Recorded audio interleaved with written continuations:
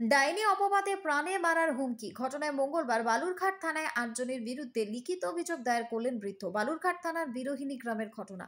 জানা গিয়েছে, গ্রামে বাসিন্দা এক যুবতী অসুস্থ রয়েছেন বেশ কিছুদিন যাবৎ। যুবতীর এই অসুস্থতার জন্যই গ্রামেরই এক বৃদ্ধ সুনীল কিস্কুকে দায়ী করেছে একদল গ্রামবাসী। এই নিয়ে গত ৮ই অক্টোবর গ্রামে একটি সালিশি সভা ডাকা হয়।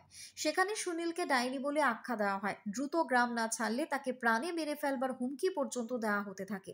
বালুরঘাট থানায় গিয়ে লিখিতভাবে জানান ওই বৃদ্ধ, কিন্তু এই নিয়ে পুলিশের ভূমিকা নিষ্ক্রিয় ছিল বলেই দাবি সুনীল এবং তার পরিবারের। ফের অভিযুক্তরা বৃদ্ধ সুনীলকে হুমকি দেয় এবং বাড়িতে রাখা 2,35,000 টাকা নিয়ে চলে যায় বলে অভিযোগ। উপায়হীন ওই বৃদ্ধ দ্বারস্থ হয়েছেন আদিবাসী সেঙ্গেল অভিযানের কাছে। অবশেষে মঙ্গলবার আদিবাসী সেঙ্গেল অভিযানের নেতৃত্বদের নিয়ে বালুরঘাট থানায় গিয়ে লিখিত অভিযোগ দায়ের করেছেন ৮ জনের বিরুদ্ধে। Bureau report, Hili news Bangla. সবাই বলে আমাদের মোবাইল দিয়ে রাতে আনে আমাদের রাতে আনেছিল আনে মোবাইল যেখানে মোবাইল ছিল আমাকে মোবাইল দেয় না যে আপনার রাস্তায় বাবাকে বললো, বলছে কি আমার মেয়েকে ভালো করে এটাকে ভালো করে দাও, না হলে ইয়ে তোমার কাছে ওকে তুলে দেবো সারা দায়িত্ব।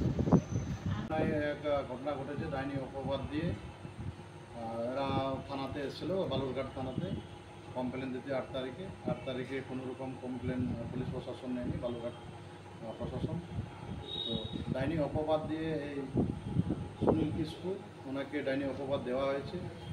ওখানে একটা মেয়ে অসুস্থ হয়ে পড়ে আছে, ওনার নাম করে এনাকে ডাইনি অপবাদ দিয়ে 2,35,000 টাকা জরিমানা নেওয়া হয়েছে।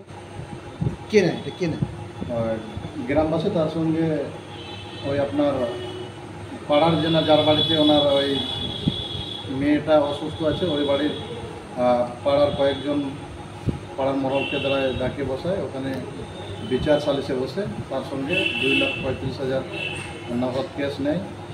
এটা কোন গ্রামে ঘটনা? এটা বিরোহী।